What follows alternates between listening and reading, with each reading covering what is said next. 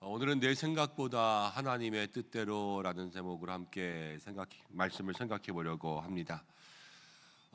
나사로가 이제 다시 살아났습니다. 예수님께서 나사로의 무덤에서 나사로를 만져주셔서 나사로가 다시 살아나게 되었는데, 그것을 통하여서 믿는 사람도 있고 믿지 않는 사람도 있는 것을 오늘 보게 됩니다. 믿는 사람은 복이 있고 믿지 않는 사람들은 또 그 복에서 멀어지게 되겠지요. 우리에게는 믿음이라는 것이 날마다 중요합니다. 그런데 어떤 사람은 믿고 어떤 사람들은 믿지 않게 되는 걸까요? 왜 똑같은 것을 보았는데 어떤 사람들은 믿음의 길로 가서 구원에 이르는 반면에 어떤 사람은 똑같은 것을 보았는데, 오늘 말씀 가운데 보면 대제사장과 바리새인들은 예수님을 죽이기로 모의하지 않습니까? 예수님을 미워하는 모습이 되었던 것이죠. 이것의 차이가 무엇일까라는 거예요. 이것을 제대로 기억하지 못하면, 알지 못하면 우리도 똑같은 것을 보고 어떤 사람은 믿을 수도 있고요, 어떤 사람은 믿지 않을 수도 있어요. 근데 믿고 믿지 않는 것을 운에 맡길 수 있습니까? 아니면 다 이거 하나님의 뜻이지라고 그러면서 내가 믿지 않게 된 것도 하나님의 뜻이다 그러면서 갈 수 있습니까? 우리는 믿는 사람 돼야 될 거 아니에요, 그렇죠?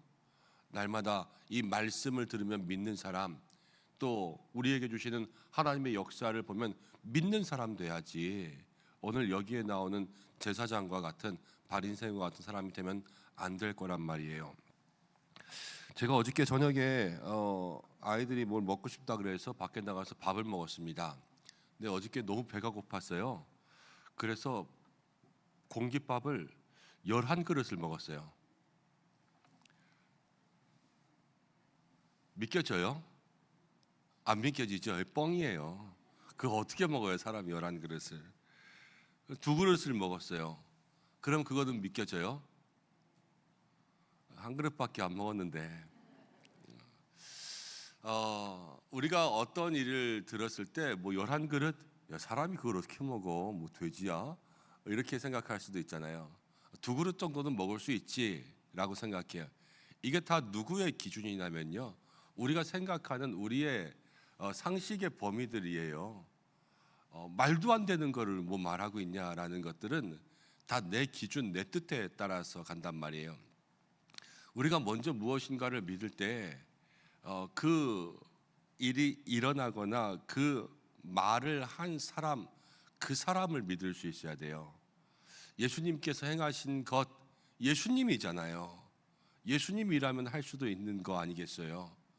그러니까 예수님을 믿을 수 있어야 되는데, 그 일을 통하여서 자기의 판단과 자기의 기준에 따라서 그것들을 믿기 시작하면 위험할 수 있어요. 오늘 말씀 가운데도 유대인들이 나사로에게 일어난 일들을 보고 믿은 사람은 믿었으니까 좋아요. 이제 예수님이 하신 일을 보고 믿게 되었단 말이에요. 근데 그 중에서는 바리새인들에게 가서 고자질했어요. 왜 고자질했냐면 이 사람들도 바리새인들과 똑같은 생각을 하고 있었던 거예요. 바리새인들은 이렇게 둬서는 안 되겠네라는 생각을 했어요. 왜냐하면 그를 그대로 두면 모든 사람이 그를 믿고 우리 땅과 또 우리의 민족들을 뺏길 것이다 라고 생각했어요. 왜 그것이 뺏길 것이라고 생각했는지, 예수님을 다 따라가게 되면 예수님을 통하여서 반역이 일어날 거라고 생각했겠죠. 예수님을 반역자의 우두머리, 이제 로마에 대항해서 선동해서 우리나라 옛날로 치면은 독립운동하는 그런 사람들로 생각할 수 있었던 거예요. 그래서 안 되겠다, 저 사람이 저렇게 있으면은 설치면 지금 로마의 지배 아래에서 그래도 먹고 살만 하긴 한데 이것까지도 빼앗기면 우리가 저 로마를 이길 수 없으니까 다 괴롭힘 당하고 핍박 당하면 죽지, 우리 민족을 위해서 로마에 벌붙어서 그렇게 살아야 되겠다. 어떻게 보면은 지금 대제사장과 바리새인들의 생각은 이 친일파와 독립운동과 같은 그런 생각들과 비슷하게 된 거예요. 그런데 거기서 대제사장이 이렇게 이야기합니다. 50절 말씀인데요, 한 사람이 백성을 위하여 죽어서 온 민족이 망하지 않게 되는 것이 너희에게 유익한 줄 생각하지 아니하는도다, 이렇게 이야기했습니다. 이 말은 예수님이 죽어서 온 민족을 살린다, 정말로 하나님의 뜻 가운데 한 말과 같이 들리지만 대제사장이 한 말은 이제 스스로 한 것이 아니라 하나님께서 그에게 하게 하셨는데, 대제사장은요, 예수님 한 사람 죽여서 우리가 다 편안하게 살자, 이런 뜻으로 한 것인데, 하나님은 성경 가운데 기록될 때에 예수님 한 분의 죽음이 우리 모두를 살린다라는 것을 우리에게 암시해 줄 수 있도록 그렇게 만들어 놓으셨어요. 그럼 무의식적으로 이야기한 것이 예언이 된 거죠.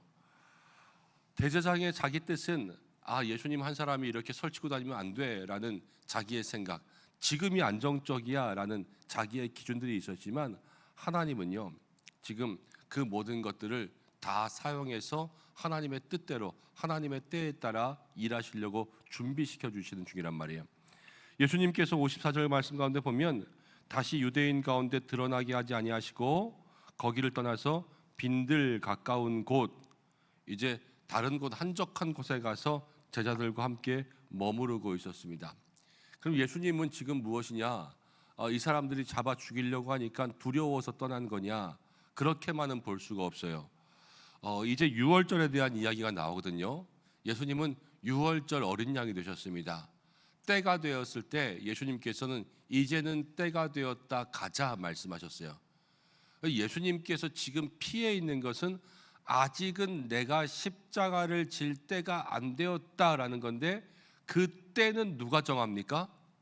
하나님이 정하시는 거 아니에요. 하나님이 정해주신 때를 따라서 예수님은 가려고 그 때를 기다리고 있었던 모습이었단 말이에요. 이 두 가지가 상반되는 거죠. 지금 바리새인들, 대제사장들은요, 자기의 생각에 따라서 예수님을 판단해서 이렇게 두면 안 되겠다라고 생각하고 있고요. 예수님은요, 예수님도 모든 두려움과 또 사람들의 공격, 핍박 다 이길 수 있거든요. 또 논쟁 같은 거 할 때나 아니면 바리새인들에게 이야기하실 때나 보면은 그들을 막 책망하고 꾸짖었고요. 또 유월절 십자가를 질 때는 제자들이 만류함에도 불구하고 돌아, 난 가야 된다, 지금 때가 되었다, 누구보다도 더 담대하고 용기 있는 모습으로 십자가를 향하여서 예루살렘을 향해서 나가셨단 말이에요. 예수님은 두려워하거나 피하는 모습이 아니었지만, 지금은 하나님의 때를 따라서, 지금은 움츠릴 때, 지금은 앉아있을 때, 그리고 일어날 때, 가야 될 때, 이런 모든 것을 하나님의 기준에 따라서 맞추면서 살아갔던 거예요. 그러니까 아버지의 뜻을 이루어갈 수가 있었던 것이죠. 그리고 나서 이제 56절 말씀 가운데 보면 많은 사람들은 또 이렇게 이야기합니다.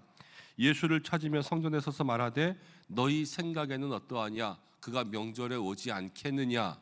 이 말은 이제 예수님에 대한 관심이 잡힐까 안 잡힐까로 변화된 거예요.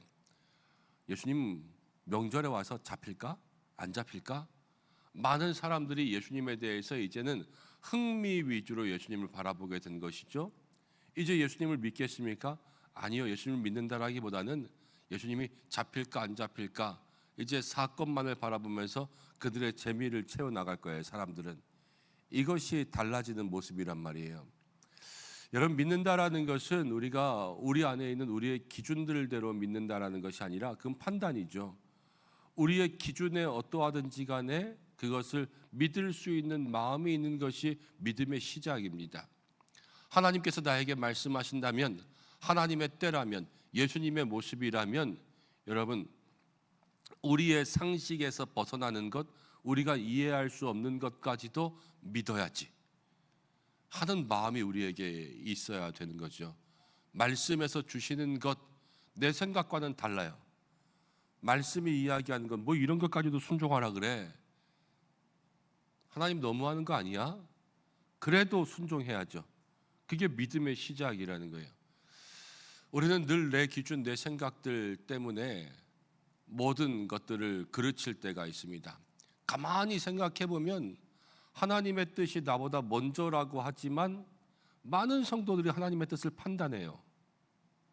하나님이 이렇게 하시는 거, 나한테 이렇게 하라고 하는 건 마저 틀려? 내가 해야 돼 말아야 돼? 이게 다 자기 판단이거든요. 그런데 모든 판단은 하나님이 나를 판단하시기에 살아가는 거예요.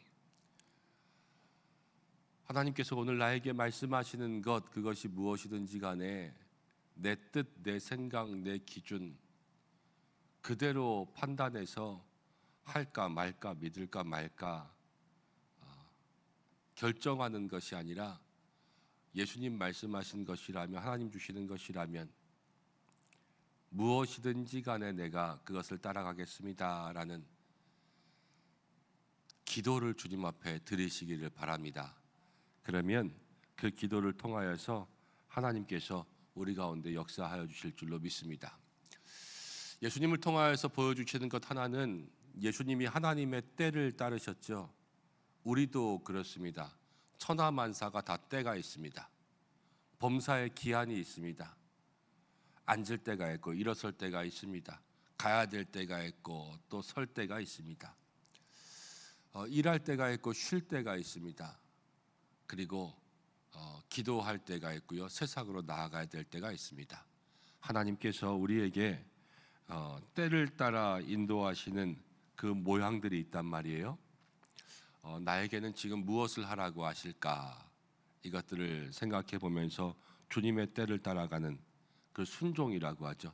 순종의 삶을 살 수 있는 여러분들 되시기를 소망하고, 오늘도 내 기준, 내 생각보다 하나님의 뜻이 나를 먼저 앞서갈 수 있는 믿음의 길을 걸어갈 수 있는 저와 여러분들 되시기를 주님의 이름으로 축복합니다. 기도하겠습니다. 하나님 아버지, 고맙고 감사합니다. 예수님의 기적, 또 예수님의 능력을 보고도 어떤 사람은 믿고 어떤 사람은 미워하게 되었습니다. 하나님, 우리는 어떠한 사람이 되겠습니까? 오직 말씀 보며, 예수님의 일하심 보며, 우리에게 주시는 능력 보며 예수님을 따라갈 수 있는, 예수님을 믿을 수 있는 사람 될 수 있도록 역사하여 주시고, 내 마음에 내 기준과 내 판단들은 다 내려놓고 오직 하나님의 뜻을 따라 나아갈 수 있는 믿음의 사람들이 되게 하여 주옵소서. 하나님, 하나님의 때가 있는 줄로 압니다. 나의 뜻, 나의 뜻, 나의 때, 나의 생각대로 살아가는 것이 아니라 하나님께서 말씀하시는 그 때를 기다리고 그 시간에 맞추어 걸어갈 수 있는 우리 모두의 삶이 될 수 있도록 인도하여 주시옵소서.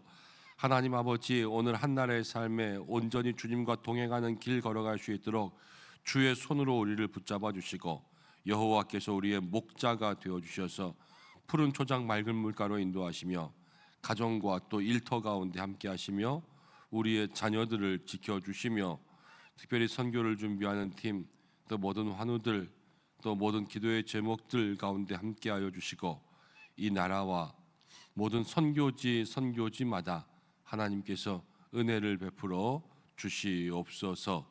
우리의 기도하는 모든 것 주의 뜻 가운데 이루어지고 응답될 수 있는 이 한날의 삶이 되기를 간절히 소망하오며 예수님의 이름으로 기도드립니다. 아멘.